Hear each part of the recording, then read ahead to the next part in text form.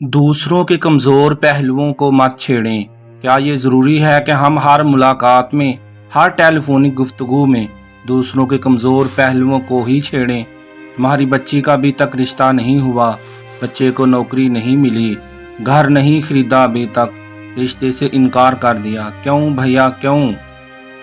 अल्लाह, ये तुम्हारे चेहरे पे इतने दाने क्यों निकल आए?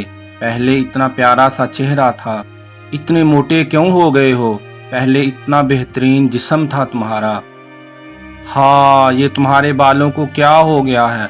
ज़रा ठहरिए, रुकिए और ज़रा सोचिए। हमारे पास अगर ये सब नेमतें हैं तो क्या इसमें हमारा अपना कमाल है? हमारे बच्चे या बच्ची का रिश्ता हो गया तो क्या हमारा अपना कमाल है? हमारे बच्चे आला ओहदों पे, नौकरियों पे लग गए, हमारा अपना कमाल है? नहीं, बिल्कुल भी नहीं।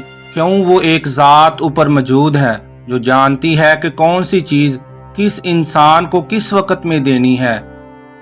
वो ज़ात जानती है किसके सब्र को किस तरह टेस्ट करना है और किसके शुक्र को किस तरह जांचना है। लिहाजा ये हमारा काम नहीं है।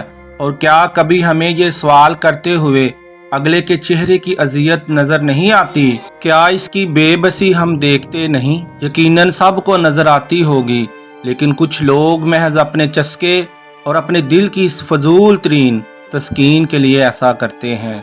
किसी के बच्चे के मनफी पहलुओं को कभी ना उछालें, ना ऐसी चीज़ों के बारे में सवाल करने हैं जिनका ताल्लुक इंसान की किस्मत के साथ होता है।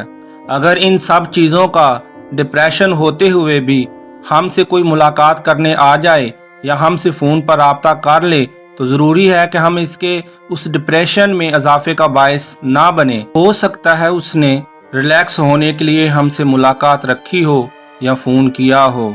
बराह करम तकलीफ़ का बायस मत बने। अगर हमारे साथ ऐसा कोई मसला नहीं है तो सवालात करने से पहले अपनी ज़ात को खुद इस जगह पे रख के सोचिए। शायद हम कुछ समझ लें। हम इखलाकियात भूल चुके हैं, दूसरों को जलील करने के लिए कमर कस लेते हैं, छोटी बात को बढ़ा चढ़ा कर करते हैं और फिर शर्मिंदा भी नहीं होते। हम भूल चुके हैं कि हमारा पैमाना अशरफ होना है। हम तो ठीक से इंसान भी नहीं हो रहे, इसीलिए हमारी दुनिया और ज़िंदगी अजीब और बेसुकून होती जा रही है।